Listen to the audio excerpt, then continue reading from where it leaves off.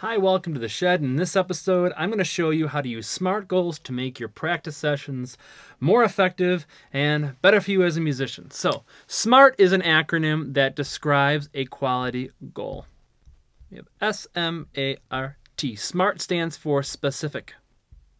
Your goal needs to be specific. You need to target something very specific so that you can obliterate the problem. Now, we talk about specific goals two ways for music. The first way is with measure numbers. I need to know what part of the song you're working on. So maybe it's measure 20 through 24. That's very specific. The second part is with the different types of musical elements. So we have pitch, we have rhythm, we have articulations, dynamics, and instrument-specific techniques. So maybe the specific part of your goal is I'm going to work on measure 20 through 24, and I'm just going to worry about pitch. So maybe you take the rhythms out. You're worrying just about pitch. Or maybe you're worrying about rhythms. Either way, make it very specific. The second one is measurable. Now, there are two ways to measure music. When you're listening to a recording of yourself, there's two ways to measure it. The first way is with percentage of accuracy. So maybe there are 10 different pitches in measure 20 through 24, and you get 6 out of those 10 correct in your recording. You have 60% accuracy for pitches. You can also have accuracy percentage for rhythms or articulations or dynamics or instrument specific techniques, and that is the first way that we can make something measurable. The second way is with tempo. The faster you do something in music, the more difficult it becomes.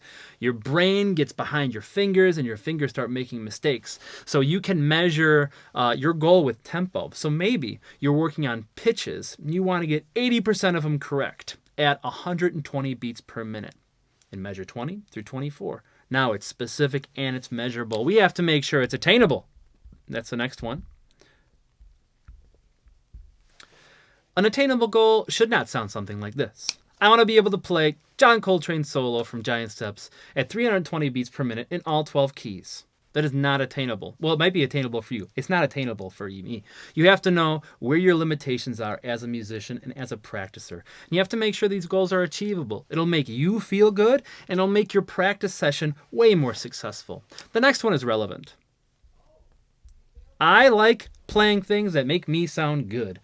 I like playing them for my friends. I like playing them for my family. I like playing them in the practice room, but that is not going to make your practice session very positive and productive. You have to make sure that your goal is relevant to what you're working on. When you're in the practice room, you shouldn't sound good. You should sound like you're getting good. So make sure that your goal is relevant to something that's coming up in the future. Maybe you have a concert on Friday. Maybe you have a recital in a week.